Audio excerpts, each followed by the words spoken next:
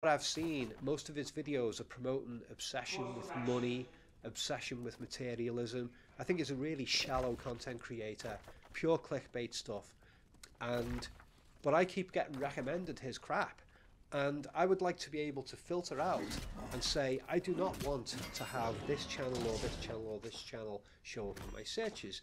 I would like to be able to block certain channels from my searches, whether it's really shallow channels. And I would also like to be able to block out corporate content and to block out mainstream media content. If I do a search and I want to know about something about, I don't know, some major issue that's going on today, and I want to hear some opinions that are outside of corporate media, then I want to be able to press something in my YouTube search, some sort of filter that gets rid of all of the BBC and the Guardian and the Daily Mail and all of them. I want to get all of that stuff filtered out so I can get some other opinions that are outside the mainstream media. So it seems to me that over the years, YouTube is very, very slowly but surely turning into a corporate content advertising platform, and it's becoming just like terrestrial TV slowly.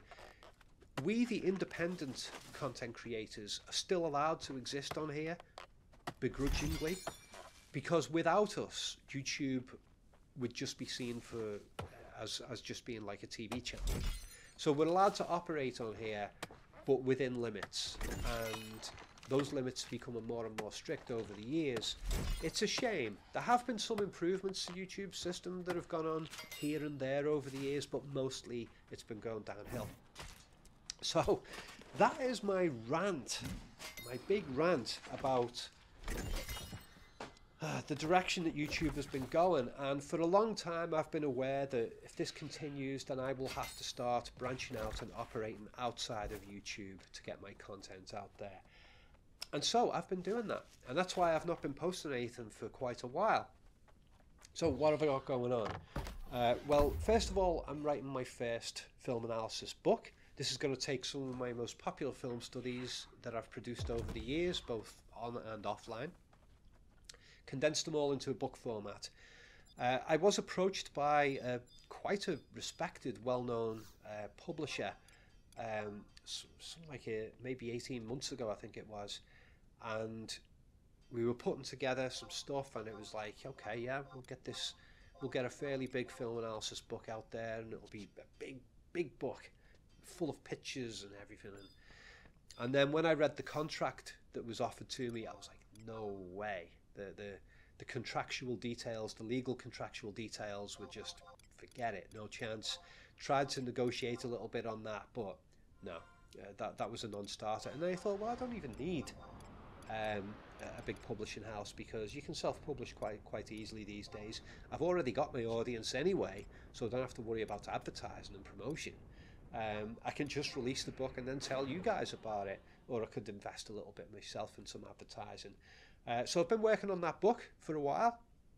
It's going very, very well. I've got about 80% of the content for the book is already written. There's going to be about another 20% of brand new content that I am yet to write.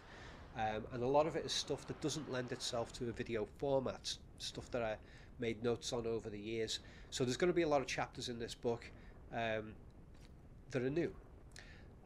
But I would say around about maybe 40–50% of the book is now polished to the point where I've gone through the process of proofreading it and making sure all the spelling and grammar is correct and all that. Around about 40–50% of the book is ready to that point, and the rest of it I'm going through at the moment. I'm hoping to have that book out early next year, hopefully by February. And if it does well, then I'll take lots and lots of my other material and turn those into books as well. I should have done the book thing a long time ago. I've relied too much on YouTube, but I was busy with a lot of other things over the years, particularly being a parent. But now that my daughter's 10 years old and she's getting more and more independent, I'm starting to get more free time. And that brings me to my next subject. I've got this video game I've been producing. I've been programming it myself, and I posted a short video, a comedic little video a couple of days ago, showcasing some of the weapons that I've put into the game, which have got really good physics, mechanics, and some nice particle effects and so on. Now, how this video game project came about is kind of weird and interesting. I did work in video games back in the 1990s, the mid-1990s, just before the first PlayStation came out, and I was doing graphics for video games back then. I worked in the field for about 2 years, and I left because I got bored in the end. I got itchy feet. I wanted to do other things. I didn't want to be sat at a desk all the time. I wanted to be out in the world doing other things, and so I branched out and went out and did other things for a long time. But anyway, I've now come full circle back to video games because my daughter was asking me to make Minecraft mods for her, and so I spent about 9 months working on Minecraft mods. I was spending 50% of my time making film analysis videos, and on the side I was making Minecraft mods, which you're not allowed to make any money out of it, which I think is a stupid decision, because if people were allowed to make some sort of make some money out of Minecraft mods, the company itself could take a chunk of the profits of those mods, but they don't allow that. But I was interested in it. I was enjoying the technical challenge of making Minecraft mods, and I made some pretty good mods. Got about 6 of them out, and there's one of them did something technically which I've hardly seen happen in any other Minecraft mods, which it generates these huge castles, and they always generate in a different layout. It works really well. I'm really pleased with that mod. Well, anyway, if you're interested in the Minecraft mods, follow the link in the video description if you're a Minecraft player, and you can go and check out the mods that are made. Making the Minecraft mods got me into programming, which was something I always assumed that I couldn't do. I'd always wanted to make a video game myself from scratch and design it completely myself. You know, I'd made films before, and there was a number of other things I wanted to do, one of which was to make a video game. But I'd never even pursued it because I just assumed that I cannot do coding, that I cannot program. When I see pages of written typed code, even though I'd learned HTML, I just look at it and I think, oh, this is gobbledygook garbage. It's so annoying. I don't want to be dealing with it. Well, anyway, I got into visual scripting when I made the Minecraft mods. I used it for that. I used a program called MCreator, which allows you to do visual scripting. And just through using the visual scripting of MCreator, I managed to create some really good mods. But I also got myself more familiar with video game logic.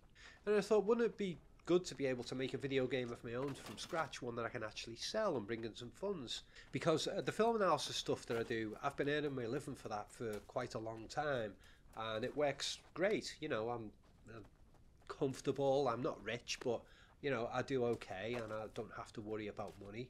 But it would be nice to be able to get some sort of a product out there that has more of a wide appeal, because the film analysis stuff is very limited in the size of audience. It's a bit too conceptually deep. A lot of people are like, oh, this is giving me a headache, don't want to go there. A lot of people really do not want to explore their own unconscious, and that makes my work sort of, they shy away from that. So I thought I want to make some sort of a video game project that will appeal to a much wider audience. So I've been working on this top-down shooter multiplayer, local multiplayer top-down shooter game, and I made a prototype version of it in a Nintendo Switch game engine called Game Builder Garage, which is a really crude game engine, but it's great for just doing some basic stuff. I managed to piece together a prototype version of this game in that, and it was so playable. I was playing it with my daughter and my girlfriend and her son. We were having an absolute blast on it. The kids were laughing their heads off, and we were playing it for hours, and I was like, this is good. I've bought games at full price that are less entertaining than this, that gave less value, and this is just fantastic. So I thought, I'm going to recreate the whole game in a separate game engine for release on PC, and if it does well, then I'll port it out to the consoles as well. So I've been working on that for about the last 2.5 months, and the basic game is already up and running and working. I'll leave some footage of combat of it at the end of this video, and Yeah, it's playable. The basic game mechanics are there, the movement, the shooting, and all that kind of stuff. It's a top-down shooter, but it's a 3D top-down shooter. This is a huge difference to other top-down shooter games. They're usually 2D games. This one gives you the ability to jump up and down on platforms. There are, y-axis combat elements to it, which set it apart from virtually any other top-down shooter out there. So it's local multiplayer split screen. Combining the work that I'm doing on that with the work that I'm doing on the book, I just haven't had time to do any film analysis stuff for YouTube. So I'm sorry about that, but I have been busy, and I'll get the book out early next year and hopefully the game out early next year. And it's possible I might have the game released as an early access item even before Christmas. But the basic gameplay is in place, and I've been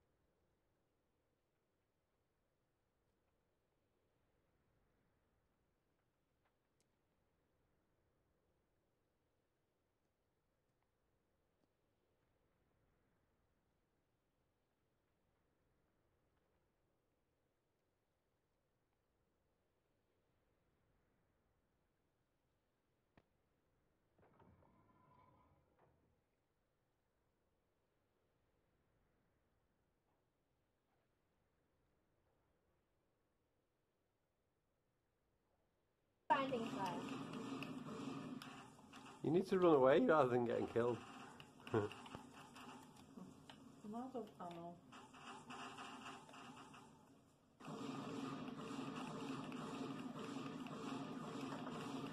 Run away, you nearly did. Ah!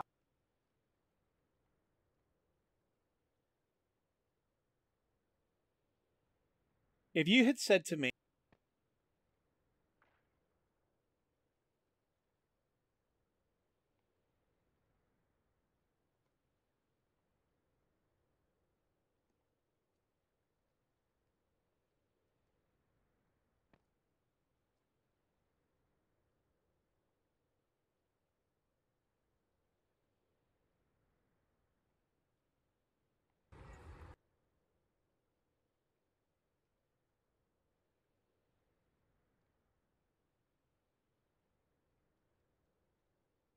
So this is footage that I took when I visited Cartoon Network Studios in Burbank, California.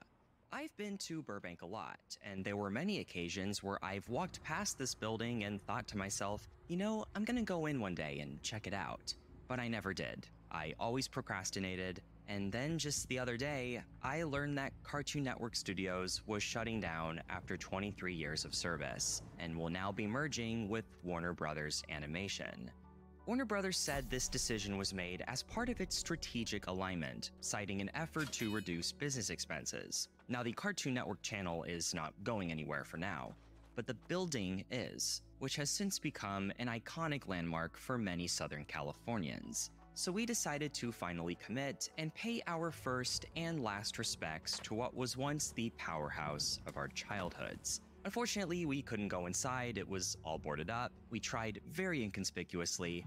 Alright, let's see if they're opened. No. But I'm glad we at least got to see the outside of it before they inevitably tear it all down. It is the end of an era. And when you really think about it, all of this is just a byproduct of something we've all seen coming for the past 10 years or so. The slow disappearance of cable television. The other day, I put together a poll, just for fun, to see how many of you still watch cable, and a staggering 79% said no, they didn't. But it's not just the questionably reliable YouTube polls talking. According to a study from nscreenmedia.com, US households with cable, satellite, or telco TV went from 100 million in 2014 down to 60 million in 2023. That's a 40% drop, and the lowest it's been since the 1980s. I mean, this is no surprise because of streaming. The privilege of being able to choose what you want, whenever you want, without any ads, and at a much more affordable price. A whole new movement known as cord cutting is now on the rise. But I would argue that this is both a blessing and a curse. There's no denouncing the incredible convenience and flexibility of on-demand content, but it does lack that very unique autonomy that its predecessors had. That feeling of just turning on the TV, flipping through the channels, not having to give it any thought, especially after a long day of work or school, and then just eventually discovering something. And with that comes that feeling of togetherness, watching a live broadcast with thousands of other people, something that, by the nature of how cable TV is designed, has really yet to be replicated. And now we are seeing the after effects of that. So, how did cable TV as an art form start? What went wrong? And how do we go back?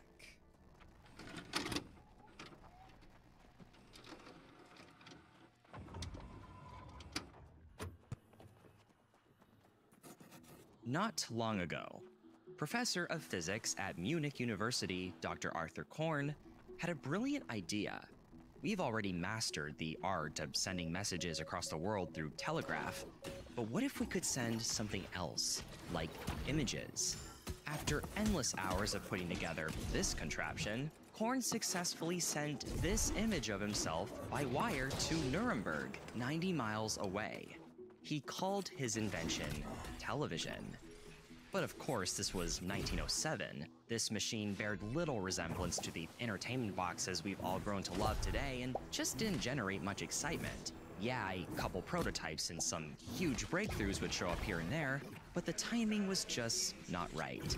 People just weren't ready for television.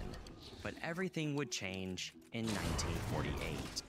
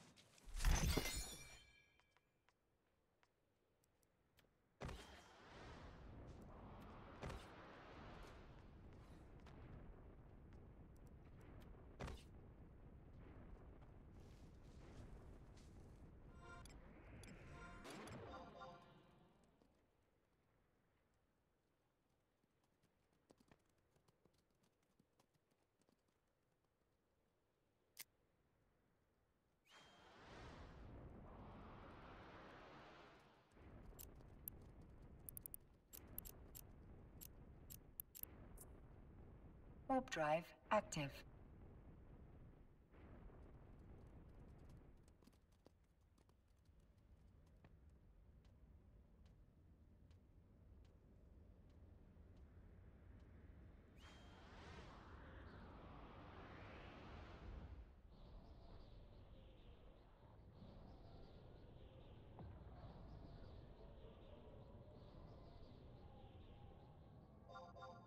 Docking permission requested. Docking request accepted.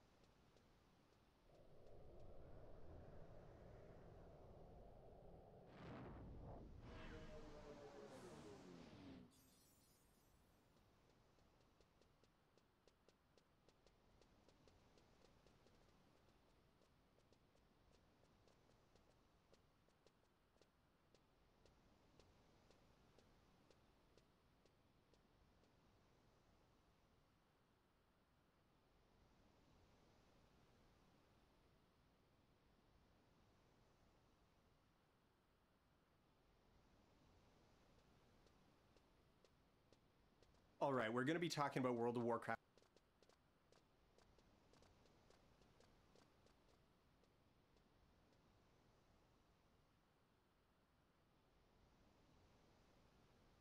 Classic, and as these things go, I've got to lay down my bona fides. I have been playing World of Warcraft since launch. I have been playing World of Warcraft a lot since launch.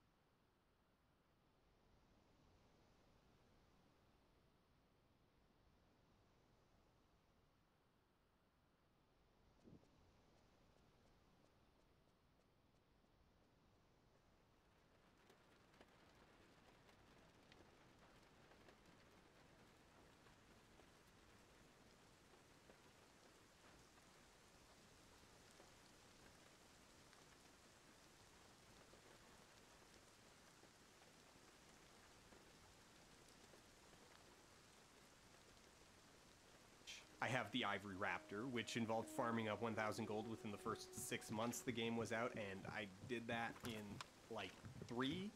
A few years ago, Blizzard sent me this nice little statuette commemorating 10 years of unbroken subscription to the game, which means that this is a cute little gesture from a company that made a game I really like, but also kind of yikes. I have this in-game Wind Rider pet because it came with this Wind Rider plush doll that I keep on the shelf behind my streaming setup. I've done server first raiding, I helped 3 people grind to High Warlord, I have my Brawlers Guild rewards, Mage Tower rewards, Swift Flight Form, and even the absurd Realm First Illustrious Jewel Crafter. Why did I get this? Why did I do what needed to be done to get this? Point is, yes, I have played a lot of World of Warcraft.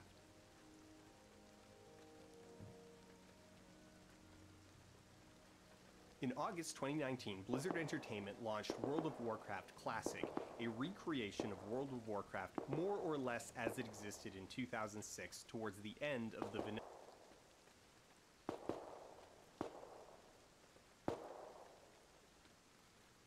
Instrumental play. Alright, we're going to be talking about World of Warcraft commemorating 10 years of unbroken subscription to the game, which means that this is a cute little gesture from a company that made a game I really like, but also kind of yikes.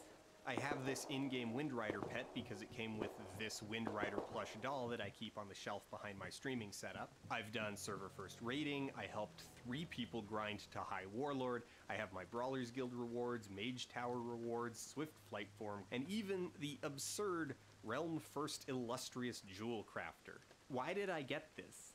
Why did I do what needed to be done to get this? Point is, yes, I have played a lot of World of Warcraft.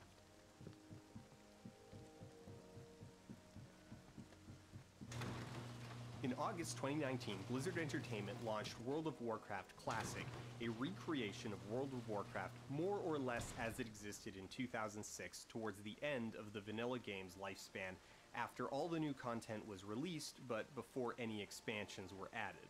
While not a pure recreation, the deviations are small and few, most being concessions to the fact that WoW itself changed dramatically over the course of its first year. For example, one of the more dramatic, anachronistic changes is the inclusion of the in-game clock, a feature that originally wasn't added to the game until June 2008, almost 4 years after launch. Care has even been taken to recreate period-authentic inconvenience, such as the bespoke recreation of spell batching, originally designed to work within the limits of dial-up internet, which will, in turn, lead to things like canceling an ability only for the ability to cast anyway, or being well out of range of monsters while they continue to hit you in the back of the head. But returning to the Azeroth that was 15 years later is an interesting experience. It lays bare all the strengths and flaws of the game and really calls attention to the fact that World of Warcraft was kind of bad. Alright, I'm just gonna try to get... Oh! Are you stuck? Yo? Are you f***ing kidding me? Well, it's bad, but it's also really good. I mean, it's still a lot of fun, but it's also pretty garbage. It's garbage, but it's still a classic. Here, since I'm already in this hole, let me dig my way out. I really like to revisit old computer role-playing games. The genre has, through most of the history of electronic gaming, found itself at the locus of gaming technology, pushing both graphical capabilities and systems complexity. They were, in their heyday, often at the cutting edge of what the personal computer could do and what a video game could even be. This, however, also means that they're often quite experimental, which in turn brings with it a lot of compromises that modern players need to make in order to engage. Controls are typically unusual, frustrating, unintuitive, or unresponsive, and it's likely there's at least one vital game system that is utterly inscrutable, the game assuming you have the time, patience, and inclination to devise its operation through brute trial and error. Ultima Underworld is the first retail game with a fully 3D environment, but the underlying systems for character movement are pretty immature. It's not very precise with how facing translates to direction, leading to a lot of times where the player character is walking forwards, but at a kind of slanted angle. Dungeon Master 2 has a magic system revolving around combinations of symbols representing abstract concepts with no guidance on what anything actually does. The manual gives a bit of help by at least telling you that the first set of symbols indicate power level, but at the end, straight up tells the player to literally trial and error their way through. Most of these games will allow you to just casually soft block all progression by throwing away something vital, either on purpose or by accident. But it's not impossible for a modern audience to submerge themselves in the games, and once you're over the hump, it's generally pretty rewarding to see what originally sold players on Lands of Lore, Ultima Underworld, or Elder Scrolls Arena, to peek into the history of modern games and see the genesis of ideas, systems, controls, and vocabulary that persist to this day. Just, you know, maybe keep a walkthrough or strategy guide handy. This is much of the WoW Classic experience. There's several distinct humps for a modern player to get over, things that are, by today's standards, hostile, unintuitive, and obnoxious, but adapt to them, and there's an interesting and rewarding game on the other side. I have also found that it's actually easier to adjust to now than it was in 2004, specifically because Classic is essentially a complete product. While Blizzard hasn't activated all the content that Classic will contain, we know what all of it is, which has the odd effect of making it feel a lot more self-contained and easier to accept the jank as just part of the package and charm. Just before we jump deeper into the jank of Classic, I do think it bears mentioning that WoW itself exists in the context of the game it was meant to compete with, but ultimately all but crushed: EverQuest. WoW was, from conception onwards, meant to be the friendly version of EverQuest, and elements of Classic that feel exhausting today, such as the relatively small number of quick travel flight points scattered around the world, were positively indulgent compared to EverQuest. You mean you can just fly all the way across the world? Let me go get my monocle and top hat. Will they be serving hors d'oeuvres on this flight? Oh, you think there aren't enough spiders in Dustwallow? That it's gonna take forever to get all the venom you need for that damn shield quest? Yeah, well, out here in Crescent Reach, there are 3 snakes. 3 snakes! Sure, by modern standards, it feels like a pointless waste of time to make the player return to a class trainer and spend silver in order to acquire new abilities and improve old ones, but when you put it in the context of EverQuest, where buying spells and learning spells were 2 different things, and it was possible to buy a spell you couldn't learn, and also some spells you needed to find as drops from random monsters, World of Warcraft was very much the noob-friendly approach. Why look, you can even see all the spells you'll eventually be able to learn. Oh god, they're so expensive. Game, please. Please, game. I just want to buy my raptor. I just need a raptor. That's not to say that all the humps are contextual improvements over EverQuest. Some of it is just bad on its own, or obviously incomplete. World of Warcraft was pushed out the door probably a good 6 months early, leading to a pretty substantial and well-documented disparity in quality between the stuff the developers had been working on the longest, namely Eastern Kingdoms and the Alliance starting zones, and the stuff they had been working on the least, Kalimdor and the Horde starting zones.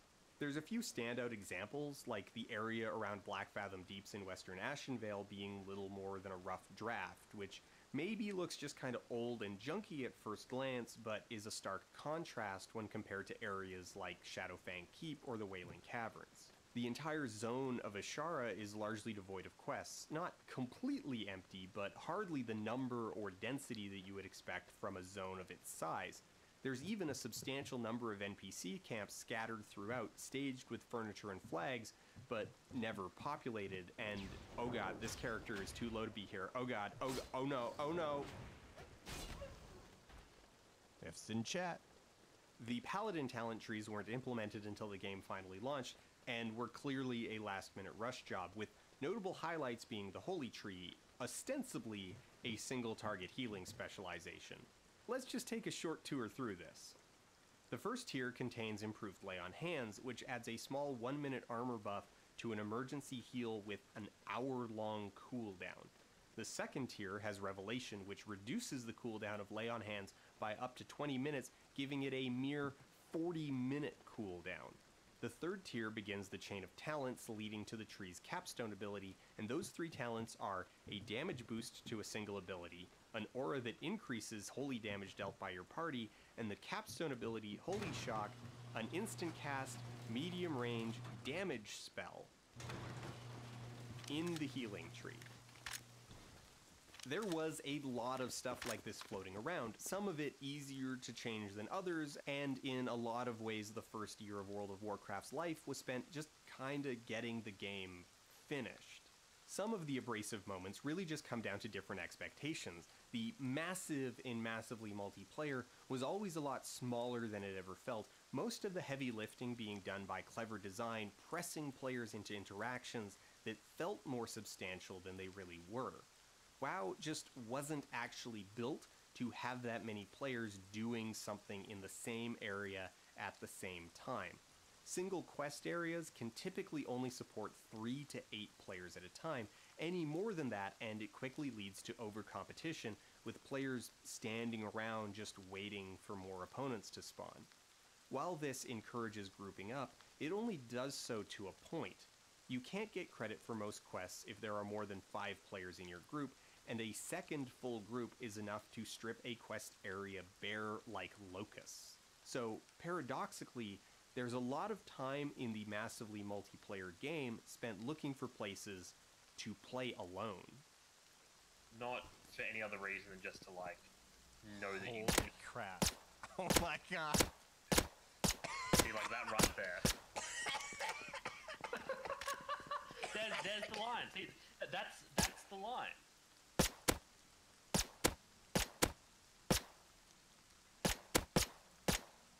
Damn, cue it up. I want to die.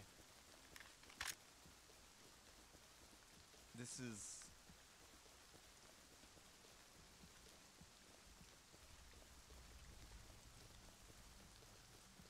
All that said, returning to WoW as it used to be is also an enchanting experience in many ways. It reveals the flaws, yes, but also the things that have held up surprisingly well. The cartoonish, exaggerated aesthetic of the Warcraft universe, always praised as a strength of the series, continues to shine. Even the chunky, blatantly low-poly assets have their own charm, and after a few minutes of play, quickly blend into the scenery. And there's some moments of windowing, places where the game creates a frame to guide the player's view that remain stellar. One thing that really stands out to me is actually something I had forgotten about because it was replaced in the changes to the game over the years. The opening hours of the Orc and Troll quest lines lead the player out of the Valley of Trials, down the road to Razor Hill, through the pass in Dry Gulch Ravine, culminating in their entrance to Orgrimmar, the capital city of the Horde. The path leading into the city leads the player to this frame at the threshold, the wide open space of the Valley of Honor with the bank, flight tower, and zeppelin framed against the sky. It's a compelling composition, evocative, fantastical. It's a moment that really strikes the imagination and makes the world feel so much bigger than you ever thought it would be. The version of this moment as it exists now was put into the game in 2010 with the Cataclysm expansion. A huge portion of that expansion was dedicated to revamping the original world's content, since most of it was at least 6 years old, with some art assets being as old as 2003 or even 2002. The resolution disparity between launch content and stuff from the second and upcoming third expansions was stark, and it was a gulf that was only likely to grow wider as more content was added. Additionally, players had been clamoring for freeform flight to be added to the original continents, a much-loved feature integral to both the Burning Crusade and Wrath of the Lich King expansions, but the original environments had never been designed for freeform flight. The old world ultimately consisted of a series of valleys scooped out of a giant mass, with questing areas joined by large blocks of featureless terrain, carefully hidden behind impassable rocks and hills. The flight paths all wound through handcrafted vistas designed to make the world look fully formed and sculpted while obscuring the giant empty spaces in between.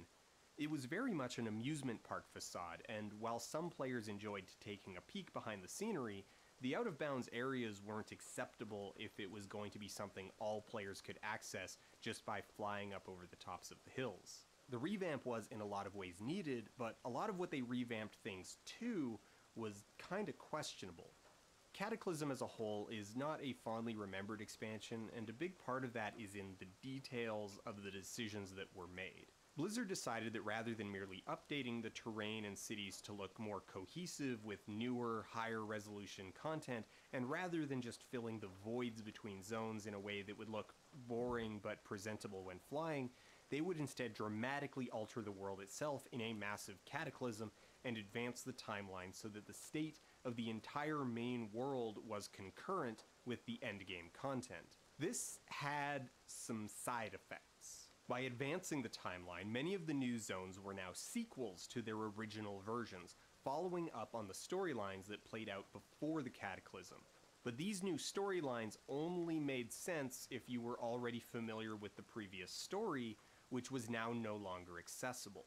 This kind of self-referential storytelling is ultimately the blood of Cataclysm, with a lot of moments in the expansion being retreads of older moments from WoW's history, delivered with a cheeky smile and a wink to the camera.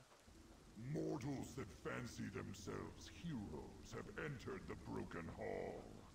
Oh, I do hope this raid will amuse me more. In this regard, the new entrance to Orgrimmar is no longer intended to welcome new players to a wide-open world, no longer framed to spark the imagination, but a blunt shock for old players, an overhaul of layout and aesthetic, signaling the change in leadership from Thrall to Garrosh, a mulleted electric guitar solo screaming, "This ain't your daddy's horn!" It is incredibly trivial, but it is emblematic of a fair criticism of how the game has evolved over a decade and a half, increasingly focusing inwards. I'm not even sure I should be saying criticism, though, because it's not even critical as much as it is merely descriptive. World of Warcraft has undeniably changed over the years, but the goodness or badness of most of these changes really comes down to a question of values. What do the players and creators like in the game? What do they want out of the game? And what does an ideal evening of play look like? They're not really questions with right and wrong answers, and no matter what answer you pick, it probably doesn't have some moral implication underneath. You're not a bad person if you want to quietly solo queue for dungeons and go through the game with an absolute minimum of social friction. Likewise, it's not a superior tier of gaming to prefer a game with aggressive social dependency and time sink gatekeeping. This is where I feel the need to acknowledge that a lot of the clamor for WoW Classic has been controversial, fraught with ego and drama, as a number of the high-profile personalities leading the charge are known for their toxicity and vitriol, having made something of a career in the very small but highly competitive niche of complaining about World of Warcraft. The game. They want to make it different. They want to do things just a little bit different. Oh, maybe I just want Group Finder. Hey, my gear doesn't match. Maybe I'll just transmog this helmet. Fuck you. You're gonna wear that pink helmet and you're gonna like it. Those chromatic boots looking like a goddamn clown with your DPS warrior? That's you. Your face, it's a square. Alright? 8 pixels, you're gonna love it. It's gonna be the exact same. We're not gonna give up. We're not gonna stop. No changes. The basic argument from these outrage merchants is that WoW, as it currently exists, is bad, unlike some point in the past where WoW was good. And I really need to point out that this argument has been working for over a decade. It is not a new phenomenon by any means. Why, having badges be given by every single fucking instance in the entire game is an absolutely awful idea. Possibly, in fact, the worst idea I have ever seen Blizzard come up with in their entire history. Alright, this goes beyond everything. This goes beyond putting Max version 2 in the game. This goes beyond every stupid thing they have ever done. I mean, really. This goes beyond the whole, hey, let's give them some level epics for running Karazhan. No, it goes beyond that. It's incredibly plants on every possible respect. There's no consensus on when that peak was, when WoW was truly the best, but it's generally agreed by that community to be somewhere during the first 3 phases of the game, between 2004 and 2010.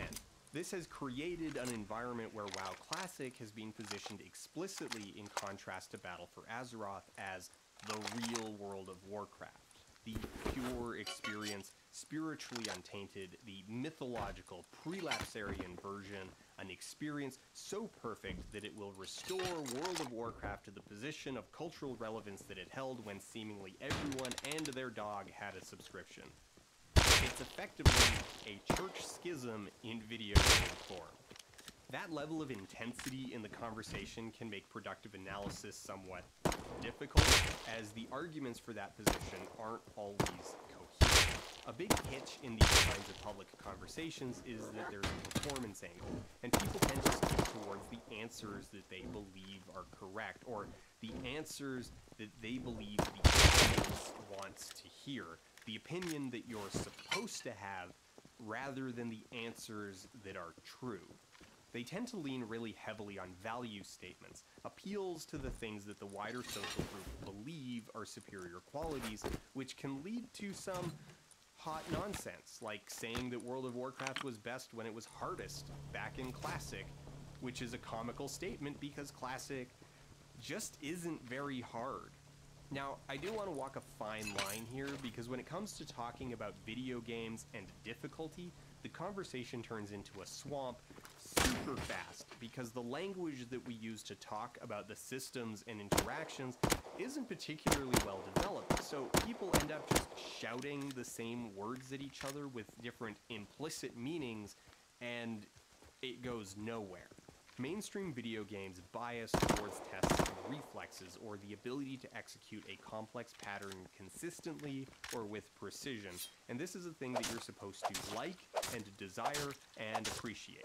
The vast majority of the challenge in World of Warcraft Classic, however, is extremely simple from an execution standpoint, and is really more of a test of patience. I'm not saying that as a bad thing, by the way. Tests of endurance, tests of patience are a form of difficulty. It is a skill that is being tested, but it's still not what people are typically referring to when they say hard games. WoW Classic is a very slow game, and it punishes mistakes with heavy time costs, but even then it's not exactly as taxing as a marathon. Most of the content can be trivialized, the vast majority of it is not particularly difficult to execute, there's no requirement to do it in a single setting or a tight time span, and it is certainly not more difficult to execute than basically anything that came afterwards. All the difficulty is piled into a willingness to wait, to be cautious, to spend time recovering after every single fight, and a failure of patience is typically met with a time sink as punishment. So there's this syllogism at play where we take 3 suppositions. A, hard games are good. B, I liked World of Warcraft in 2006. C, I like good games. I liked World of Warcraft, and I like good games, therefore World of Warcraft was good, and good games are hard games, therefore World of Warcraft must have been hard because I like it, and I like good games. This isn't really that weird. People do tend to be pretty bad at figuring out why they like the things they like, so they just assume that their stated values apply to the things they enjoy. And yes, to bring this back around, World of Warcraft has undeniably changed over the years, and the changes have collectively been dramatic. Not just changes in terms of graphical updates, large swaths of new content, or the world overhaul of Cataclysm, but philosophically. The ideas answering questions like what makes good content have shifted and morphed over the years, often subtly, sometimes drastically. I want to remove the outrage merchants from the equation and contrast some of these changes honestly, because while on a personal level, I think a lot of people have been hoodwinked by outrage merchants into parroting bad syllogistic arguments, I don't think people are being disingenuous when they say they enjoyed WoW more in the past than they do in the present, and that it's not all nostalgia. Nostalgia is, of course, an important part of the overall picture. World of Warcraft landed at a really formative time for a lot of people, a time when they were in high school or in college and had a lot of free time, and all their friends had a lot of free time, and their life meshed well with the pace of the game, and the game became their shared social space. That is a potent element, but it's not the whole story. The #NoChanges crowd has an entire warehouse of rose-colored glasses, but that doesn't mean Classic is devoid of value if you aren't wearing them. We can't uncross a river, but if we walk through this, we can maybe put together a reasonable portrait of the differences and understand why some players justifiably feel like they've been left behind by the changes over the years, and in turn, what Classic has to offer. World of Warcraft Battle for Azeroth is a very busy game. There is a lot to do, and the game has a tremendous array of content for players of all stripes, ranging from player versus player competition to skill testing group content to trivial mini-games and ARG-style community treasure hunts. With 15 years of iteration, there are very few styles of play that aren't accounted for, in particular if you are in the majority of players that prefer a social solo experience. Meaning that you like having other people around, you like the multiplayer elements being seamlessly integrated and not a separate game mode, but you still prefer to spend the majority of your time playing alone. You don't want to have to coordinate multiple schedules just to play the game. Not only is there a lot to do, but most of it can be completed in 10 to 20 minute chunks, with group activities taking bigger commitments of around 30 to 45 minutes in the case of dungeons, or a couple hours in the case of raids. So it's an environment where, depending on how much time you have to play, there's almost certainly something to do that is a structured task with concrete rewards. Island expeditions, arena, battlegrounds, mythic dungeons, raiding, pet battles, world quests, professions, achievements, collections, special events. Oh my. In contrast, WoW Classic has relatively little variety when it comes to structured tasks. There's dungeons, there's quests, there's professions, there's raids, and eventually there will be PvP battlegrounds. Though, once you get to max level, well, quests are a finite resource, it's not even super difficult to complete every possible high-level quest in the game. There is a very narrow and deliberate channel that players find themselves in. Questing leads to dungeons, and dungeons lead to raids, and raids in Classic mostly require 40 players, so they're not exactly the kind of thing you just casually toss together with the lads. In fact, really, in order to field a raid of 40 players, you need a pool of 60 to 80 players minimum to cover for different roles. People who need to leave early, people who need to be there on Tuesday and Thursday but not Wednesday, people who aren't part of the core group but are basically the supply line for the raid providing materials and consumables. So there's this pretty self-evident contrast between the game as it used to exist with relatively few defined activities and the game as it currently exists, awash in things to do. But that's just a surface level analysis, and this is where I think things get interesting, where we see something of what has been left behind. All of that content, all the different tasks and parallel progression streams, they have been added bit by bit over the years to free players up so that they don't feel trapped in that narrow channel of progression, where you either found a group of people you could raid with, or you kind of ran out of things to do. That's good because there are absolutely things about that arrangement that really, really suck. The requirements in terms of time, players, and materials effectively creates a corporate environment where guilds that have the resources to raid accrue a lot of social power. Back in 2006, it wasn't really that unusual for a given server to only be able to support 1 or 2 active raids per faction. Actually, in 2005, the server hardware itself literally couldn't support more than 1 raid engaging Nefarian at the same time, and groups would need to coordinate across factions because if 2 groups pulled, the latency would spike, and if 3 or more pulled, the instant server would crash. Hashtag no changes! Which meant that you needed to bend to their schedule and maybe needed to put up with a lot of toxicity and harassment just to play a video game. Because of the way that the various mechanics interact, success one week sets players up for more success next week. So guilds that are doing well tend to attract more players than they actually need, while failure can quickly lead to a social death spiral as experienced and geared players quit or leave, increasing the odds of further failure. Given that these raids represent a huge time commitment, it's not unusual for guilds to focus on hedging their bets and playing it safe, only bringing the best geared players with the most optimal classes.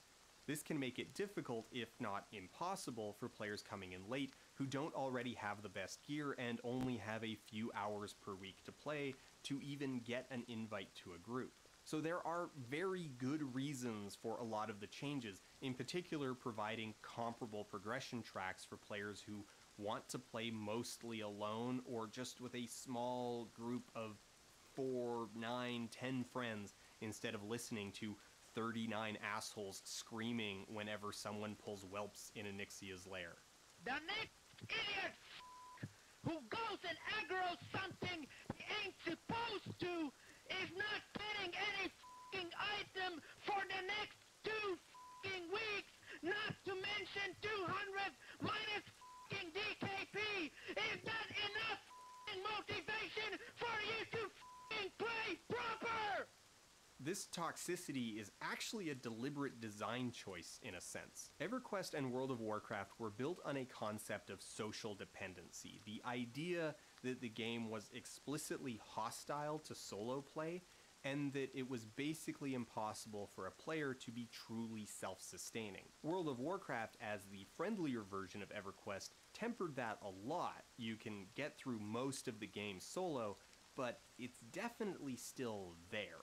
Questing with 1 or 2 other people is substantially faster and much safer. Since characters often provide a force multiplying factor to one another, the increase in speed is more than simply linear. With a friend, you can do higher level quests a lot earlier, which reduces the amount of time spent moving between questing zones and makes it a little less likely that you'll have to resort to grinding just to be able to move on to a new area.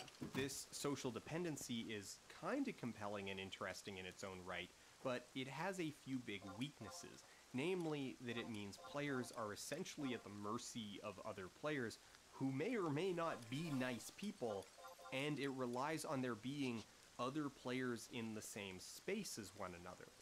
Right now, in the first months after release, WoW Classic is a lot of fun to level through because it's in the sweet spot where there's a lot of players all kind of spread throughout the whole level range. So no matter what level you're at or which stage of a quest chain you're on, there's probably someone else nearby who's either at the exact same spot or pretty close to it. If you need help with an elite opponent that you can't take on solo, then during prime time, it's probably only going to take a few minutes or so before someone else comes along looking to do the same quest. But as time goes on, more and more players accumulate the level cap, and while some players compulsively level new characters over and over, most players focus on a single character. The result is that as the overall population caps out, the local population in the lower and mid-level zones drops dramatically, and social dependency only works if there's other players around to be dependent on. Back in 2006, it wasn't even particularly weird to be literally the only player in Stone Talon or Desolace at any given time. So it definitely needs to be kept in mind that while a lot of changes have been made to speed up leveling to reduce social dependency, these changes have been made to address real problems that emerge as MMOs mature, and a lot of these problems loom over the future of Classic. So Blizzard has added all of this other stuff to provide more dynamic alternatives, to widen the range that the characters can quest together, to speed up the journey from level 1 to level 120, and to ensure that players at level cap aren't trapped on a dead server or held hostage by the only assholes with a raiding guild, or simply excluded entirely from group play because they chose a class that is less optimal than another. But with all of that added stuff, it is possible to reach a point where there's simply too much to do, where there's so many parallel choices, all of which are at least somewhat comparable in terms of their worth, that it becomes paralyzing and difficult to focus. You can get a decent amount done even if you only have 20 to 30 minutes to play, but that also means that over the course of an hour, you might be rapidly pinballing between a dozen small tasks, and the line between variety and chaos is a fine one. What's more, if everything is meaningful, if it's all significant content that provides a reward of appropriate value, and they're all on daily or weekly reset timers, well, at a certain point it stops feeling like options and starts to feel like an obligation. You're running low on runes. You should really do your looking for raid runs for the week. Have you done your emissary quests for the day? Gotta get at least a +10 in for the weekly cash. Your island expedition. Trial of Style on Tuesday, Wednesday. Heroic Alt run on Thursday. PvP rewards. Are you ever gonna finish that achievement? Here's where Classic has an unexpected strength. If there's nothing to do, if nothing is meaningful, then you are free to self-direct. Let's talk about grinding. Oh, okay, so GravyCast wants to know, what is grinding? Well, file slang with Crystal! So, grinding is when you keep killing the same mobs in a particular area just over and over and over again without the guidance of the quest. That didn't work out well. F's in chat. Grinding is something of a hallmark of early MMOs. It was pretty much taken for granted that at some point in playing the game, you would find yourself standing in a field, killing the same enemies over and over and over again. Just an endless, rhythmic process that only ends when your bags are full and you decide, yeah, I guess I should head back to town. If you needed money to buy skills or a mount or new equipment, this wasn't the most efficient way to get it, but it was the most straightforward. I just want my raptor. If a questing area was too competitive, if there were lineups for a quest target, maybe it was a better idea to just go over to the less popular spot with no quests and just grind out a level or two so you can move on. Grinding isn't something that anyone would really describe as compelling gameplay. It's not very dynamic, it is, by definition, repetitive. It's the kind of thing that intellectually everyone feels is kind of bad in a game, because while it's not truly pointless, it's definitely low on point. But that aimlessness is maybe not all bad. Grinding is, in essence, the purest distillation of self-directed play. There's no diegetic authority telling the player what to do or how to do it. There's just a vague incentive and the player's own discretion about how to get there. Now, this is the same incentive set that led to the addition of all those other tasks and options to the game, and in a sense, players in 2019 have far more freedom in how they go about achieving their general goals. So at present, players have more structured options to engage with, but what we find in the comparison between Classic and Battle for Azeroth is that paradoxically, adding more content, more structured activities, can make it feel like there are fewer options.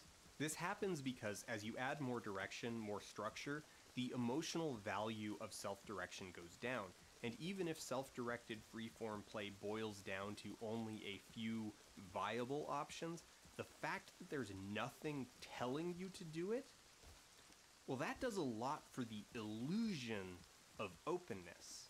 And I should say that I'm not using illusion here as a pejorative. I love illusions. I crave a well-crafted illusion, and Classic delivers them in spades. For a while, at least. At some point in the last 15 years, gradually, bit by bit, the game has discarded most of these illusions, in a lot of ways because the players grew past them. Spend enough time with an illusion and you start to see through it, you figure it out, and at a certain point you just want it to be honest with you.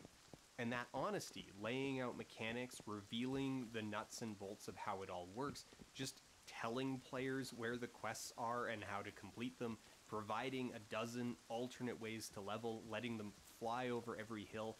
It's not a bad approach, but it's mutually exclusive with mystery and the illusion of a wide open world.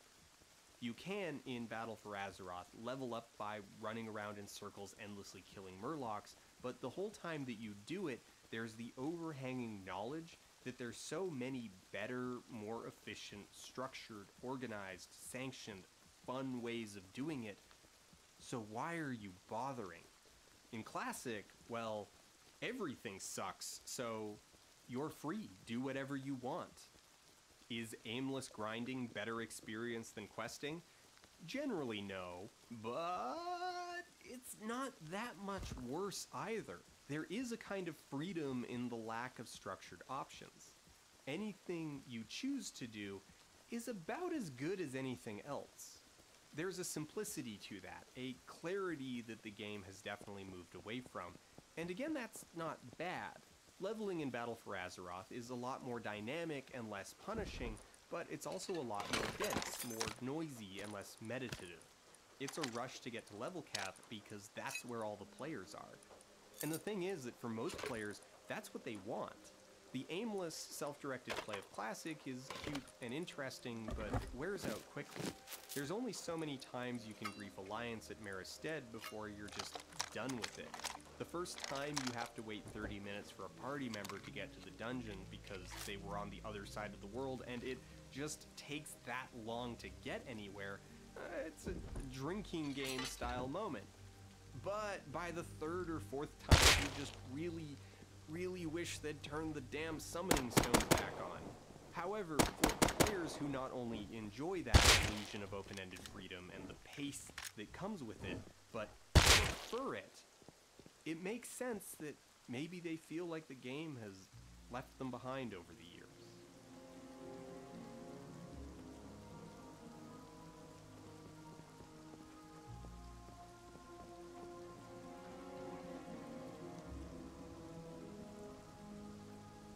Horse Duver. F's in chat.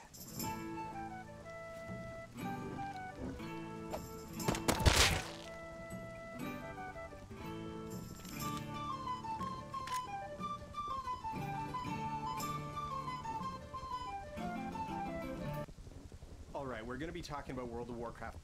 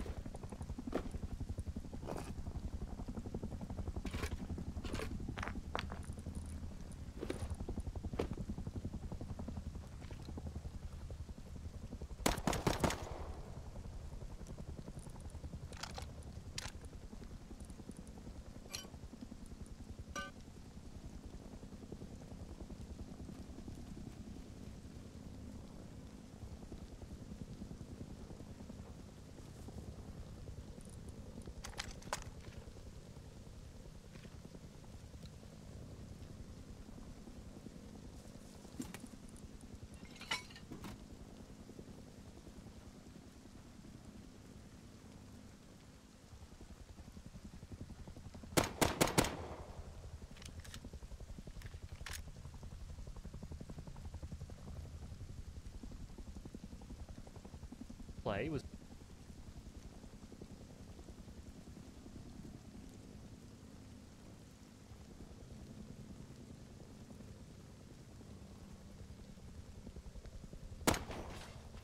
What you're looking at is a story.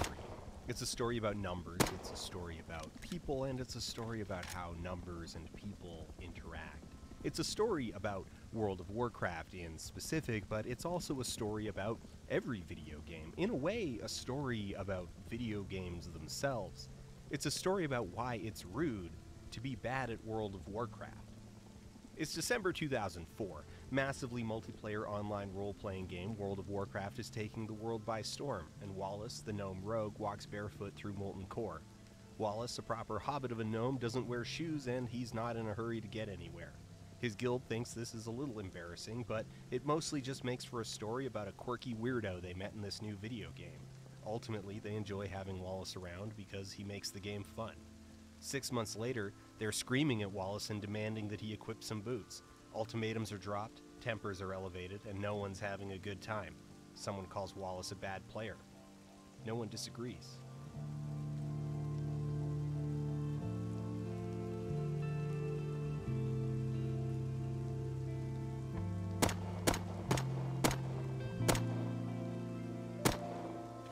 Instrumental play was first described by literary theorist Wolfgang Iser in his 1993 essay The Fictive and the Imaginary. Iser, a highly influential theorist, saw plays being divided cleanly into the categories of free and instrumental based on how the act of play related to goals. On the one hand is play unburdened by systematized goals, and on the other hand, play with goals. In Iser's framework, play becomes instrumental the moment it has some intended outcome, something resembling rules and structure. However, in Iser's work, this was largely to distinguish between children chasing each other around a field for no other reason than because it felt fun in the moment, and children chasing each other in a game of football with concrete winners and losers. Its discussion in relation to video games is credited to sociologist T.L. Taylor in her 2006 book Play Between Worlds. Instrumental play is a goal-oriented approach that values efficiency, expertise, and optimizing strategies as part of play. In instrumental play, the point of playing is not to reach the end, but to find the best way of getting there. This is, for the record, not a discussion of good players as opposed to bad players. We are talking about the ways you play the game in which being good is considered desirable. This is a critical distinction, and perhaps if there's going to be one takeaway from all of this, it is this confrontation.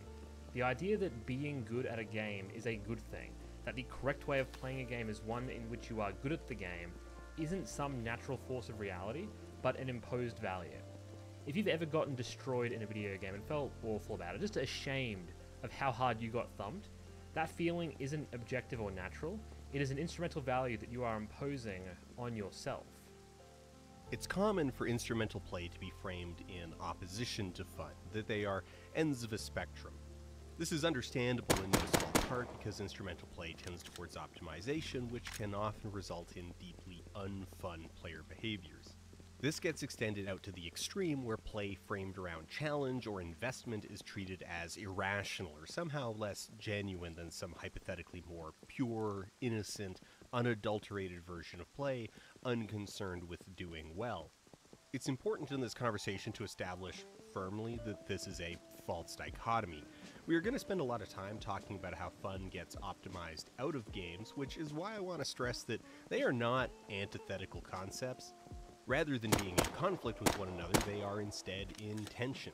There is not an opposed relationship, but there is a complex one. Because if you back up and think about it, it's easy to appreciate how someone can find a deep enjoyment in improving at a skill, or achieving goals, or discovering solutions to complex problems. Rather, instrumental play, play focused on goals, can be juxtaposed with free play, the form of play that is without ending.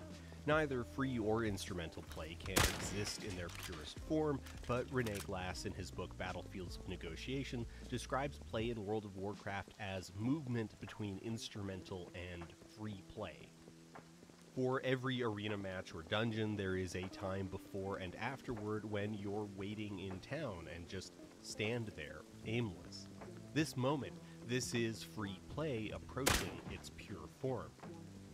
An important consideration here is that game design can rarely compel the player to take action.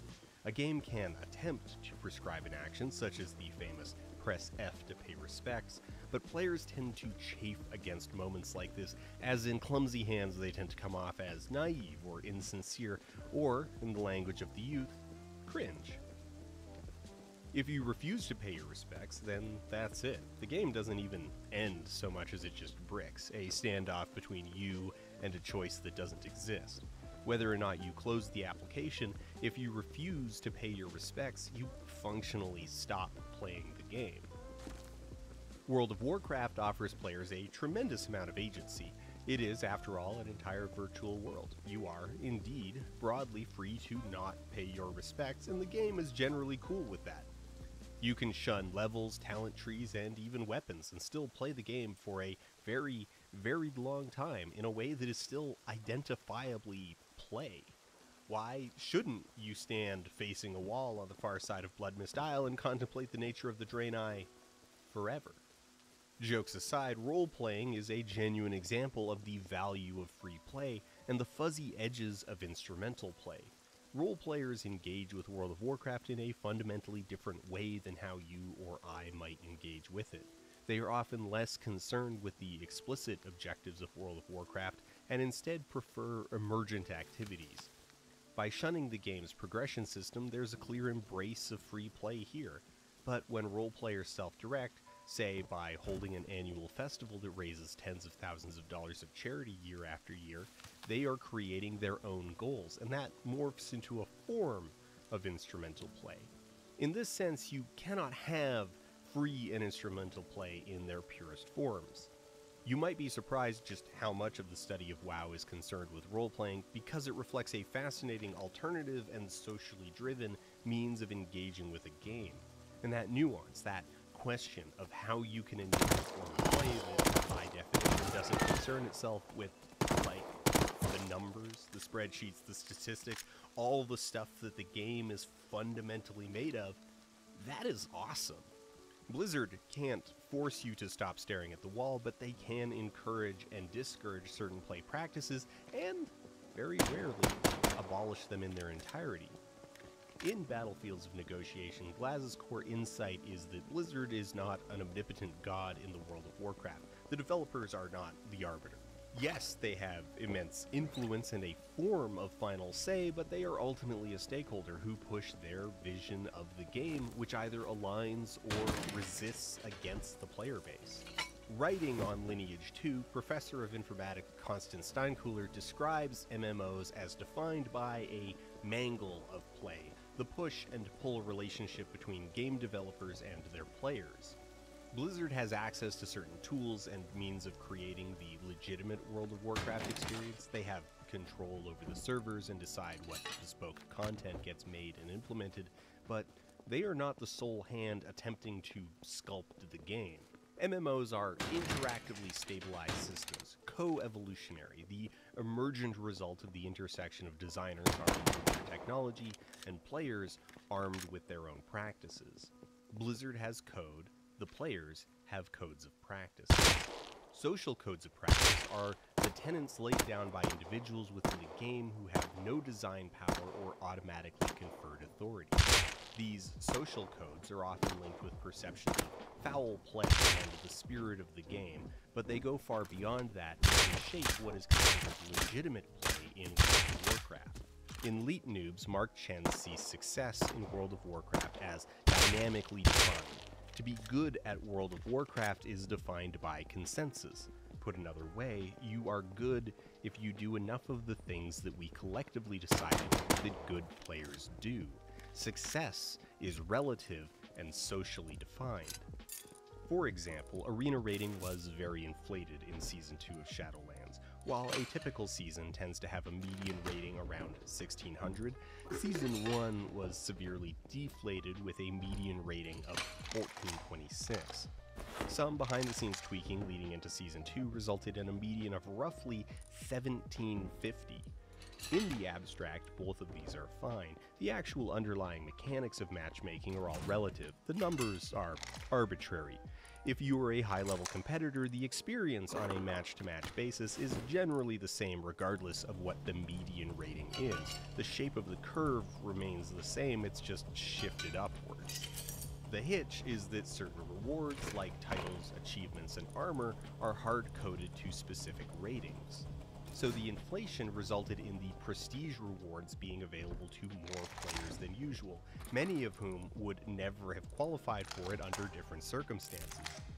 This led to a rather vocal belief that these rewards were illegitimate, they didn't count. Despite the game layer presenting these dragons as equivalent, there is a significant difference in their social value.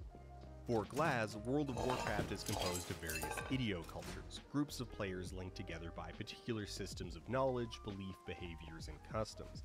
Big boy raiders and role players have totally different ways of engaging with the world. There is no single objective way to approach WoW. These idiocultures exist in layers. You've got WoW players categorically, PvP versus PvE, battlegrounds versus arenas, keystones versus raids, guilds, individual guilds, and of course cliques within those guilds, and players can move seamlessly between all of these different modes, all of these different idiocultures. These different idiocultures may subscribe to different social practices, and it is the interaction between these groups and the constant negotiation on proper codes of practice that Glaz argues shapes World of Warcraft. It is the interaction between different groups of people that set the boundaries and fundamental meaning of play. Instrumental play has entrenched itself as the dominant mode of engagement with World of Warcraft. Through social codes of practice, players are subject to expectations that they may be completely unaware of. It is taken as value neutral and objectively true that expertise and success are the natural objectives of play, and thus the default mode of play that players owe to those around them. In other words, it's bad manners to be bad at Warcraft. We're going to take a moment to talk about the Great Vault. If you play World of Warcraft, then you probably already know how it functions, and if you don't, then all you need to know is this. At the end of every week, you get to pick one reward from a grid that fills up as you do specific group activities. Options are dictated by difficulty and volume. Do more stuff, get more picks. Do higher difficulty stuff, get stronger picks. Case Study A. During the Shadowlands Season 3 Race to World First in the US 2nd Guild of BDGG, our players were required to fill all 9 slots to their maximum potency on multiple mirror mains. Since there is an element of luck to gearing up, the top players will prepare multiple copies of the same class in order to have a few pulls at the slot machine and maximize the chances of a favorable outcome. For this particular raid tier, our Moonkin player prepared 3 separate druids. Our Death Knight raider prepared 4 Death Knights. Each of these characters had the same odds of being the main character, based hugely on the outcome of their vault rewards. These are players who are paid, in dollars, for their time as part of a pseudo-professional esports event. Achieving the absolute optimum performance in a raid environment is part of their literal job description. This expectation was only maintained until the progression period was over, at which point no one cared. Job's done, do what you need. Case Study B. Venture on Barthelers, US rank 180th. They are a 2-night-a-week guild that has some very different ideas on the vault. If you'll allow us this one indulgence, let's just take a moment to dunk on an incredibly stupid opinion. If some of this goes over your head, don't worry about it, I promise you will pick up on the important parts. So it's Season 3 of Shadowlands, almost 3 months into a 4-month season. Our good friend and contributor to the show, Crystal, has just come back to the game after a lengthy break, so we spin up a group and spend a few hours hanging out and doing dungeons. In terms of gear, Crystal is wearing old junk, and so the rest of us have elected to bring alts, but a member of our group, the tastefully named Moist Rainbow, opts to bring his main character, in part to make it easy for us, but also to fill out slots in his vault. Moist Rainbow is doing this for a chance at one specific item, the coveted Unbound Changeling. This is one of the best trinkets in the game for healers and casters at this point in time. We end up doing over 8 keys, but only about 4 of them are at level 15. Moist Rainbow does not do any other keys for the week. So at the end of the week, this is what his vault looks like. He has 3 chances at the Unbound Changeling, 2 will be at the maximum possible level. The Changeling is one of 91 possible items. Huh. That's good, right? Yeah? A little bit? Okay, having just consulted with the team just then, a player getting their best in slot trinket is good. Like, if you had a 1% chance of the best thing happening, this would be bad, because it's the best in slot. But Venture felt differently. They came down hard on Moist for not maxing out that final slot. There was explicit shaming, snarky remarks, even cowardly announcements from leadership about players needing to do their part for the team. And perhaps on the face of it, you're empathetic to all that. But we have been pissed off about this incident for almost 6 months, so just give us a minute. Remember, this was a piece of gear generated solely for Moist Rainbow. This is not typical loot drama. There was no alternate home for this trinket. The issue was entirely in the missed opportunity at a stronger version. Gear in World of Warcraft is comprised of stats that are assigned based on the individual item's overall budget, dictated by its slot and by its level. These stats all do and mean a lot of different things, so the ultimate unit of measurement we use to value a piece of gear is to calculate its contribution to the player's damage. How do we do that? Well, easy. We build a robot to play our character perfectly while wearing both items, ideally a couple of thousand times just for certainty, and then compare the results. Typically, a higher item level should translate to a better item. However, trinkets are not like other pieces of gear. Their item level can be deceptive. A trinket lives or dies on its effect. So, this Unbound Changeling was the best possible trinket with an item level from the maximum. If we compare simulation results from a destruction walk at the time, we can see that the difference is barely perceptible on the graph. This particular simulation values the overall impact at 0.6%. Here are some more details on that if you're interested. But we've buried the lead on this because Moist Rainbow isn't a warlock. He's a goddamn healer. And healers are a whole different deal. Healers don't have the same simple, tangible benefit from gear as damage dealers receive. For well over a decade, it has been standard practice for guilds to starve their healers of gear on the basis that they don't really need it. We don't even have any real way to even quantify this difference for a healer. So while this would not be at all accurate, let's be generous and assume that it would match this 0.6% figure. This was in the context of a guild that was 9 weeks behind the progression curve, working on bosses that had been hit by the nerf bat several times. And just for those in the know, these people were 6 healing Mythic Lords of Dread in early June. Like, I don't even have the words. Gear was not their problem.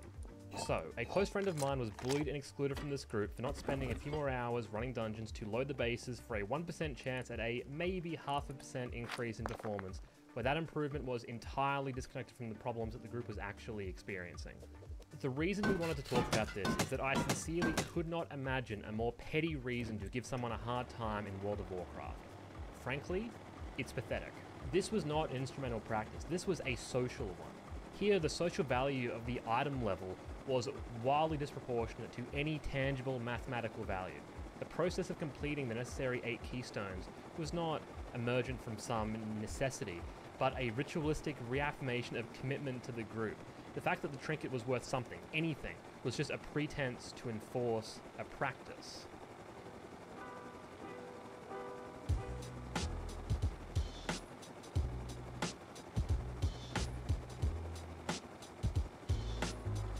Early attempts at anthropological studies of virtual worlds were fraught. Some might look back on them as hopelessly naive, but I prefer to categorize them as bad. Many of them sought to reify online spaces, to rope them off from reality and paint them as a separate, self-sustaining world, an actual destination as disconnected from the rest of reality as the moon, or perhaps Australia. In Coming of Age in Second Life, Tom Belstorff conducted a study of user experiences in Second Life, but critically did not involve the users' real lives or any other websites or software in his analysis. The work drew criticism from Alex Golub, who identified this as a dramatic oversight. The virtual worlds of MMOs are not enclosed worlds. My experience with World of Warcraft is not limited to the executable file on the hard drive. Discord, Twitch, Twitter, Google Docs, they are all places where I can engage with World of Warcraft without inhabiting World of Warcraft. I work as a contributor to SkillCapped, an analyst at BDG. I produce my own YouTube content. I might at this point spend more time doing WoW outside of WoW than I spend inside of it. So we have MMO champion, WoWhead, or whatever. The term we'll be using for this material is paratext. If you're into a certain lame type of YouTube video, paratext is a word you'll have heard before. It's one of those words that is thrown around kind of haphazardly. The concept of paratext was originally conceived by French literary theorist Gerard Genet. Genet saw a book as containing the text of the book, the primary work, but also containing other components that were necessary for the book to be complete, but that were not an element of the primary text. You have the actual story of Warcraft Durotan, then you also have the cover, the title, a foreword, and so on. Things that aren't the text, but still influence the meaning. The title gives you some idea as to what the book is going to be about. The illustration might tell you what a certain character might look like.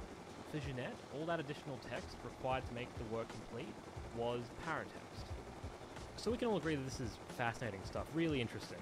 But let's be real, it's not a growth industry, is it? Like, in the year of our Lord 2022, there is not a groundswell of interest in a body of academia focused solely on books. And not texts, but physical books.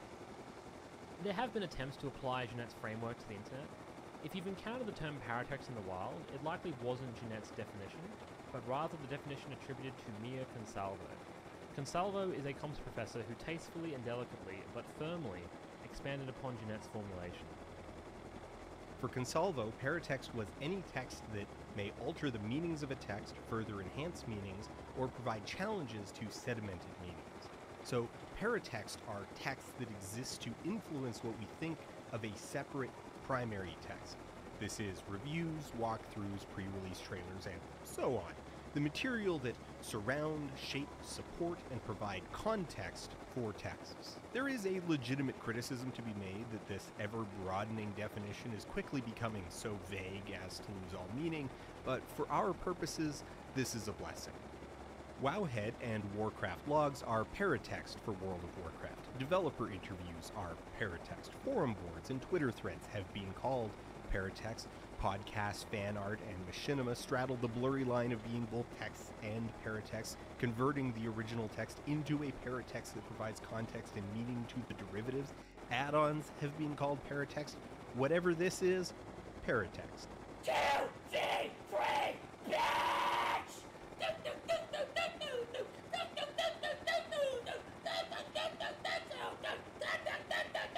Trash players! Trash players! Trash!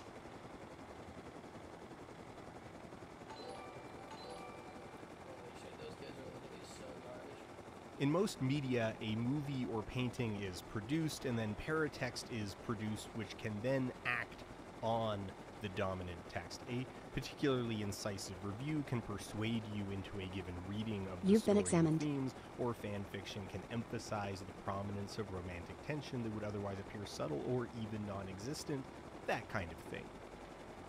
Maybe if a movie gets a sequel, the filmmakers will respond to what people liked or disliked, and thus the paratext has influence over subsequent texts. It is common for paratext to alter the way that people talk about something, but for the most part, that's where it stops. It is very rare for paratext to go beyond that and actually alter a text. World of Warcraft, like many online games, has a bit of a different relationship. World of Warcraft is constantly being updated and altered. There is no static final product that can sit on shelves and be dusted off by critics decades later, and since WoW is constantly being updated, so is a lot of the talk about WoW. The paratext is in a constant state of churn in lockstep with the game. At a basic level, paratext is a form of feedback for developers. YouTube videos critical of certain changes, bad reviews of an expansion launch in major outlets, explosive forum threads or viral tweets. The developers and writers are in an inevitable dialogue with these paratexts, as subsequent updates to the game will inevitably be read as either integration or rejection of the vision presented by those outlets. But beyond that, paratext interacts with social practices.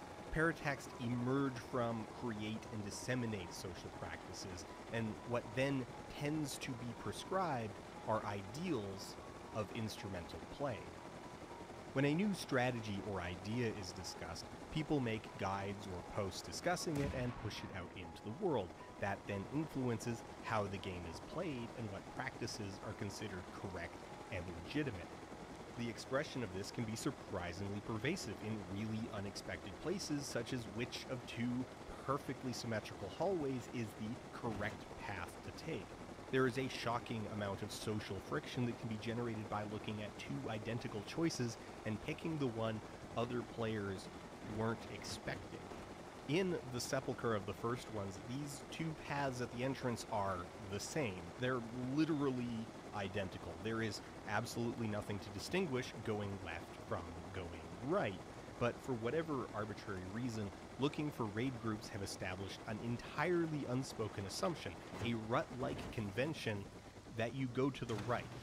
If you get dropped into a randomly assembled LFR group and you lead the group down the left path, people will yell at you.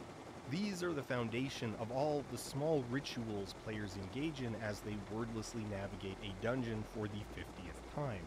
These are the rituals that allow players to just know what their expected role is, why they are the one expected to stand somewhere or do something without anyone saying anything. Many of these silent ruts are just that, ruts of habit with no consequence, but the reactions get even more intense if there are consequences, even trivial ones that can be mathematically quantified in some way or another as less efficient practice. In the Playful Dungeon, the first boss, the delightfully named Globgor, will summon sets of slime creatures that will make their way toward him. If any reach Globgor, he will be healed for a portion of his health. Low difficulty or uncoordinated groups usually just turn and kill the slimes, but at the highest difficulties, the standard practice is to focus damage on the boss and prevent the larger slimes from reaching the boss with crowd control. If executed correctly, this positioning and strategy trivializes the fight. It's not difficult, but the risk is enormous. Any breakdown in the management of the slimes can immediately brick an entire dungeon run. Upon first discovering the strategy on a Twitch stream, we became immediate evangelists for the Globgor Gambit.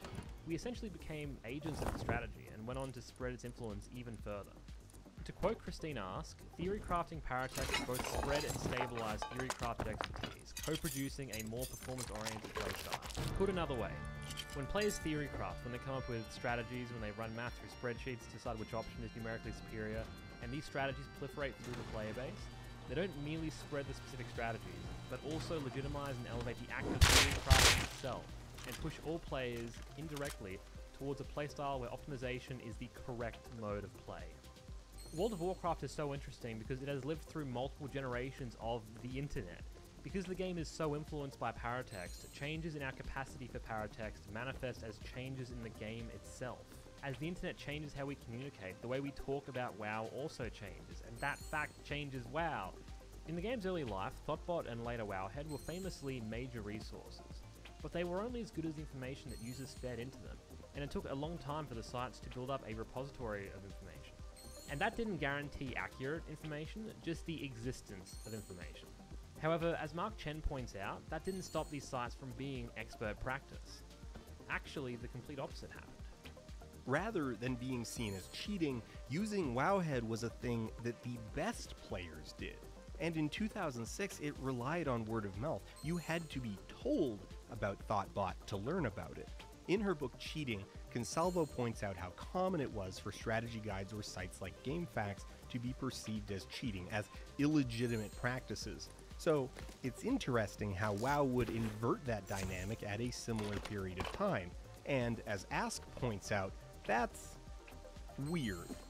When World of Warcraft released, streaming video was in its earliest stages, and it has persisted from that into the rise of HD videos on YouTube through to 1440p live streams on Twitch. Like, this is actually worth stressing because it plays into the way that information spread. Information asymmetry has changed over the course of the game. If you were watching a strategy video in 2007, it looked like this.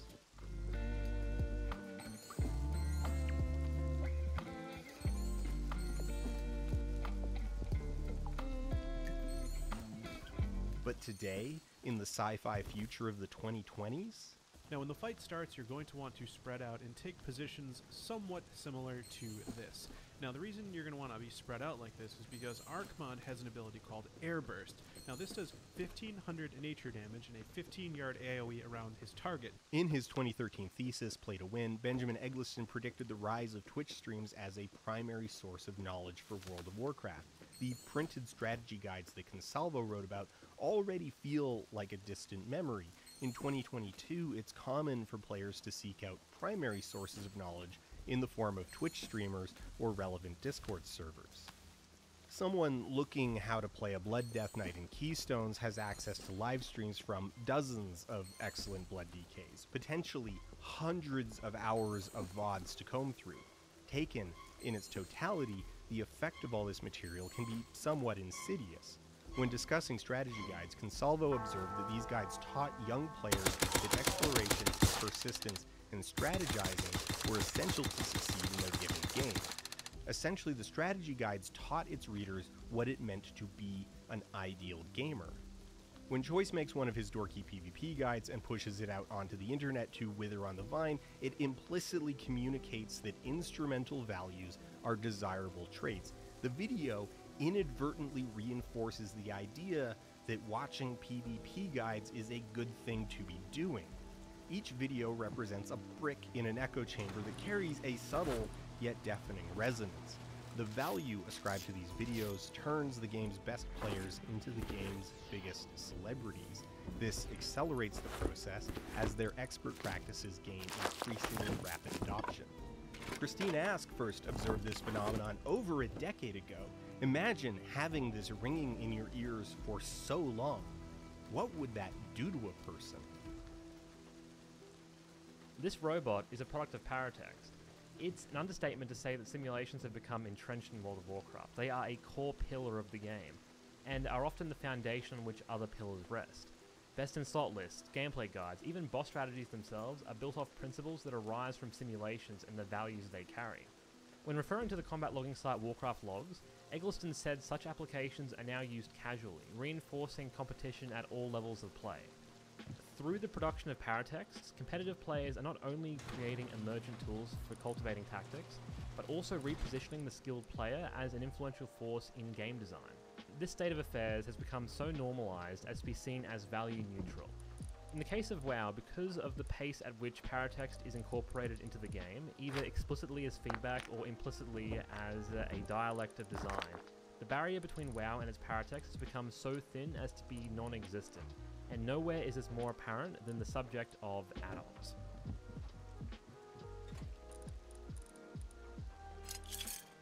Add-ons are, of course, software that can be run inside of another piece of software. Add-ons were a major pillar of PC gaming in the late 90s and early 2000s, and they remain extremely relevant through to today.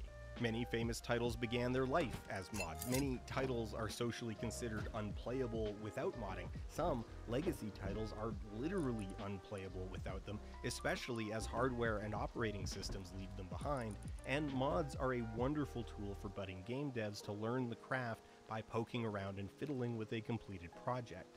Mods are still around, but mod support is far less pervasive than it was 20 years ago. Today, if a game has mod support, it tends to be a hugely influential aspect of the game. Titles like Minecraft, Oxygen Not Included, Cities Skylines, and indeed World of Warcraft don't see mod support as an extra little feature, but a core element of their game's identity. So while mods haven't gone away, their scope is far more limited. In 2022, the biggest titles are online competitive multiplayer games driven by live service monetization. Titles like Counter-Strike or League of Legends place huge emphasis on their competitive and esports elements. These are games where the integrity of the competition is critical. Support for add-ons represent an unstable element that few game developers get involved with. In fact, most developers of esport adjacent titles have an extremely harsh view on any third-party software that interacts with the competitive element of their game. There are a few exceptions. Team Fortress 2 gives the player the ability to alter the game's HUD. The power the user is given to change the UI is pretty dramatic. However, they cannot add new UI elements, only alter the presentation of base elements. The closest comparison I was able to find to a WoW UI mod was like Simple Radar for Counter-Strike. This is a major point of departure for World of Warcraft.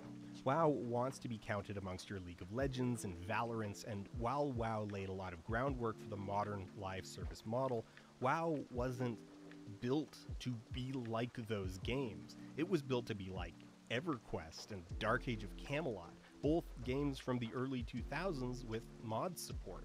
Mods in that era were significantly less potent, and the competitive instrumental play of 2022 didn't really exist in EverQuest in 2003.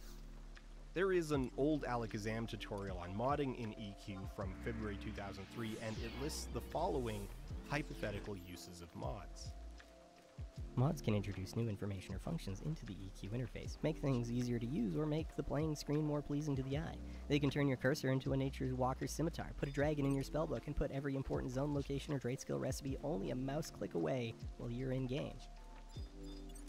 These are not what we would today consider gameplay-altering mods. They are aesthetic and ergonomic changes. These are precisely the kind of mods that developers at the time would anticipate users creating, and the appeal of these mods are pretty clear. Users are empowered to sculpt the game to their own liking, and that remarkable feature is almost entirely outsourced. Mods offer huge value to companies who are the ultimate beneficiaries of the work of passionate volunteers. In 2003, the developers working on World of Warcraft were not making a competitive title, they were making an Elder Scrolls Ultima EverQuest type thing. Of course, a few people would inevitably min-max the systems, like any other Dungeons & Dragons descendant, but the decision to support mods wouldn't be one with decades of consequences. Probably. World of Warcraft, in a lot of ways, is a victim of its own success. Its extensive mod support is a relic of a bygone era. Mods today are more powerful than the founders could have imagined. We can argue whether or not Blizzard should have locked down their API more during development, but ultimately that frames the debate as Blizzard needing to save us from ourselves. The decision to give mod developers freedom, though perhaps naive, was rooted in player and consumer empowerment, as mod support so often is. It's what modders created and our eagerness to embrace them that put us in this position. So while this may seem redundant, we want to take a second to draw a distinction between add-ons and, well, add-ons. On the one hand, we have mods like OneBag, Aurora, and My Roleplay. Mods that improve the user experience or offer some new feature without influencing combat. I would rope most of the Dragonflight UI customization options into this category. On the other hand, you have Bigwigs and Gladius, whose whole purpose is to improve player performance in combat. These are mods whose creation and use is predicated on instrumental and expert practices, which is to say, these mods exist to provide information that allows you to improve your performance. Since these mods are used explicitly in pursuit of an advantage, a conversation about cheating and legitimacy naturally follows. This is not a binary, but rather a spectrum, based on how much cognitive load the mod is carrying. The seminal authority on this incredibly niche concept is Mark Chen's 2011 dissertation, Leet Noobs. Chen wrote extensively about add-ons and their influence on raid practices as early as 2006, but his insights have only grown more relevant over time as the influence of add-ons has grown. In Leet Noobs, Mark Chen is concerned with how raid groups become successful, and the complex social and technical systems that emerge in a coordinated raid environment. Chen sought to demonstrate how add-ons could become essential to a raid. To begin, Chen develops on Edwin Hutchins' concept of distributed cognition. For Hutchin, many cognitive tasks can be conceptualized as activities that can be offloaded onto material resources. If I take notes on a sheet of paper, if I jot down the passcode to a door or the location of a hidden treasure, I am offloading the cognitive tasks of memory onto the pen and paper. The pen and paper are assuming certain responsibilities. They are not passive things, but are actively performing a duty of carrying a cognitive load on my behalf. Chen takes this concept to its logical extreme and asks whether it even matters whether an actor in a given system is human or non-human. This concept is called object-oriented ontology, where everything exists equally. Tools are treated as though they have agency. My brain and a pen and paper are equally capable of accomplishing the task of remembering my doctor's appointment. There are certainly critiques that can be made of this framework. In the context of note-taking, it could be argued that the paper merely enhances my memory rather than assuming responsibility, but as you will see, certain mods are so potent at taking on responsibility that agency is probably the best way to describe it, so it's the framework that we're going to use here. This leads Chen to a lengthy discussion of actor network theory. ANT posits that the roles and responsibilities within a network of activity, such as an organization or a raid group, are distributed across multiple actors. An object-oriented ontology tells us that those actors need not be human. And since a raid group is nothing more than a network of actors, Chen argues that add-ons can become essential agents in a raid environment. So the add-ons we are most concerned with are the ones that take on some cognitive load that would otherwise be placed on players, individually or collectively. From this, we can place mods on a kind of abstract spectrum of just how much cognitive load they carry. A lot of mods we just don't care about, such as those cosmetic or ergonomic mods, because they carry no meaningful cognitive load in combat. On the other end of the spectrum, we have Gladius, Diminish, or Omnibar, and they carry a very high amount of cognitive load because they desperately want to contribute to combat. The smallest example of a useful mod we can think of, our minimum unit of cognitive load, would be the crosshair. It's not uncommon to see top-end raiders play with a weak core that marks the center of their screen, representing where their character is. Your character cannot typically leave the center of your screen, so strictly speaking, the crosshair is entirely redundant information. It is an actor whose role is to answer a question whose answer never changes. Where is my character? It's in the middle of the screen, where it always is. And yet, if we show you footage of a modern raid, you can see how the crosshair can decipher the visual noise. Where is my character is a simple question to answer, but but having that certainty, having to not take the extra split second to find your dude in the chaos, that is valuable, and that task can be offloaded to two brightly coloured lines. In recent years, competitive raid guilds have made a big deal out of the 21st Raider, an additional player outside of the raid that coordinates players as the raid's leader via live streams. Beam's here. And this beam is going left. Dear God, give us a good beam. Traditionally, that role is performed by a player within the raid, but the demands of the role have grown to the point where a player within the raid is not expected to carry that amount of cognitive load. The cognitive load of managing the raid has been outsourced to an additional actor who is not on the raid frames. However, that idea is not remotely new. T.L. Taylor, writing in 2009 on the subject of raiding in Molten Core, framed a predecessor to DBM as a kind of autonomous agent, the 41st member of the raid. It's quite common for raid mods like DBM or Bigwigs to assign players to certain locations or to perform certain duties. On the Mythic Jailer encounter, 6 players are marked as the bomb. They're about to explode. To keep their friends alive, they each need to jump in their own unique hole. To minimize the amount of coordination or communication required, players offload the problem onto a mod. An add-on assigns each player their own hole, and your duty as a raider is to do what you are told. By the time this goes live, progression for Vault of the Incarnates will begin in less than a fortnight. A huge point of discussion for us has been how to best utilize mods to assume as much responsibility as possible. Just how much of our raid leader could be replaced with MS Susan? In Elite Noobs, Chen discusses at great length how the creation of threat meters affected his guild. We take it for granted today, but in early WoW the threat system was a black box.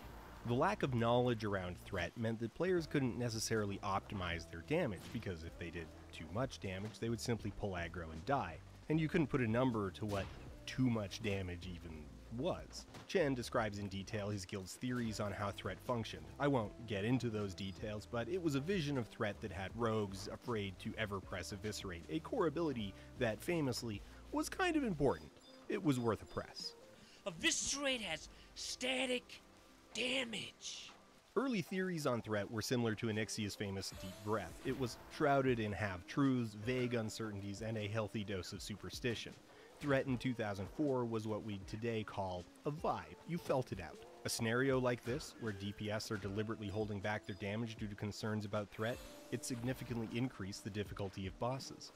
Ultimately, players dug in and surfaced all the information about how threat actually functioned. The superstition was replaced with absolute knowledge. A mechanic that was previously invisible but still present was made visible in order to be made useful. The process of threat was now a process of real-time data analysis. If the rogues saw that they had a decent buffer on threat, they could press Eviscerate where they would have once hesitated. As tools, the damage meter naturally preceded the threat meter, but in the early days, the value of damage meters wasn't appreciated. Chen observed that his guild members initially struggled to see the purpose or